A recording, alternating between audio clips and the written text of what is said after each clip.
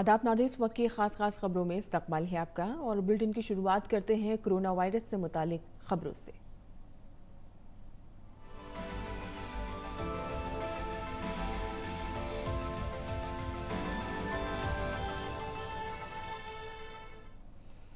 जहां मुल्क में कोरोना वायरस के शिकार अफराद की तादाद 82 हो गई है, इनमें केरल के वो 3 मरीज भी शामिल हैं जो अब सेहतयाब होकर घर वापस जा चुके हैं।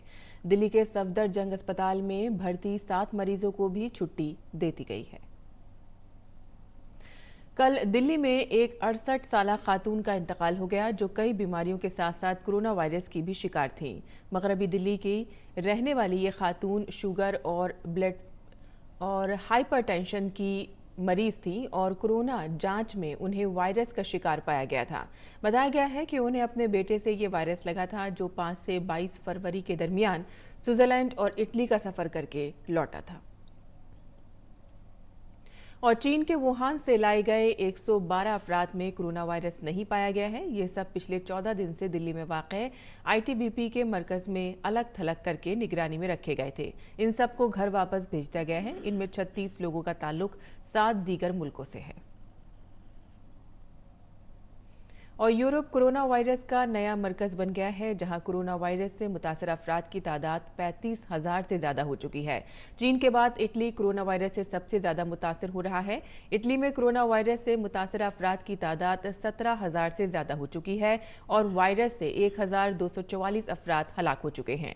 इटली के बाद स्पेन में कोरोना वायरस तेजी से फैल रहा है।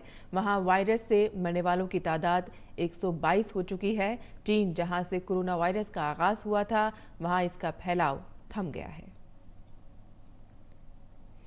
सदर डोनाल्ड ट्रंप ने अमेरिका में कोरोना वायरस के हवाले से इमरजेंसी नाफिज करने का ऐलान किया है। अमेरिकी सदर का कहना था कि सेहत के शोबे में $50 बिलियन की इमदाद दी जा रही है। इस इमरजेंसी के तहत डॉक्टरों के लाइसेंसिंग के कवानीन में नरमी की जाएगी और इससे मुताल्लिक़ कवानीन में भी नरमी की जाएगी कि अस्पताल अपने मरीजों का इलाज किस तरह और कहां कर सकते हैं। सदर ट्रंप ने वादा किया है कि 1 माह के अंदर अमेरिका में 50 लाख कोरोना वायरस के टेस्ट में काम आने वाली किट्स दस्तयाब होंगी। सदर ट्रंप का कहना है कि उनकी हुकूमत गूगल के साथ मिलकर एक ऐसी वेबसाइट तैयार कर रही है जिससे शहरियों को ये जानने में मदद मिल सकेगी कि वायरस के लिए किस तरह और कहां टेस्ट होना है।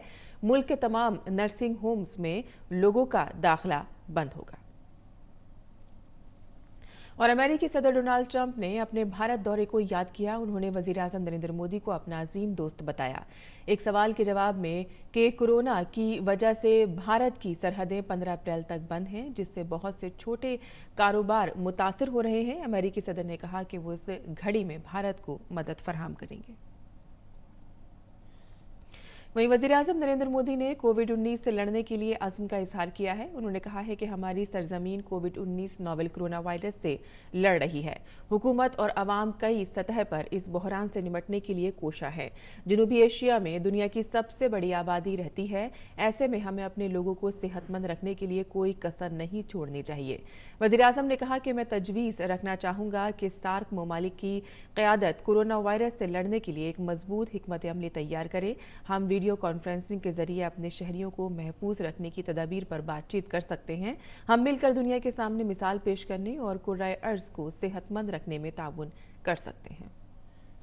और ईरान से 44 भारतीय ज़ायरीन का दूसरा ग्रुप कल भारत पहुंचा है। ये इत्तला वज़ीर ख़ारजा एस जयशंकर ने ट्वीट करके दी है।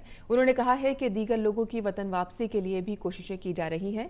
वज़ीर ख़ारजा ने ईरान में वाक़ भारतीय सिफारतखाने और भारतीय मेडिकल टीम के कामकाज की तारीफ़ की। उन्होंने ईरान की इंतज़ामिया और उनकी परवाज़ों के ताउन के लिए शुक्रिया भी अदा किया।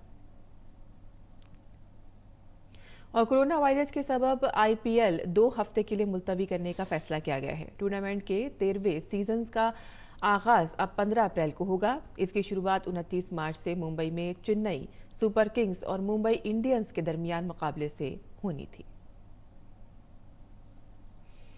मरकजी काबीना ने येस बैंक के लिए आरबीआई के तंजीम-ए-नौ मंसूबे को मंजूरी दे दी है। वजीर खजाना निर्मला सीतारमन ने कहा है कि भारतीय स्टेट बैंक येस बैंक की 49% इक्विटी में सरमायाकारी करेगा। दीगर सरमायाकारों पर भी सरमायाकारी करने के लिए जोर दिया जा रहा है।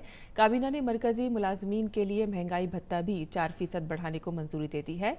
इससे खजाने पर 14,595 करोड़ रुपए का इजाफी बोझ पड़ेगा। इस वक्त की खास खबरों में फिलहाल इतना ही। इजाजत दीजिए। आदाब।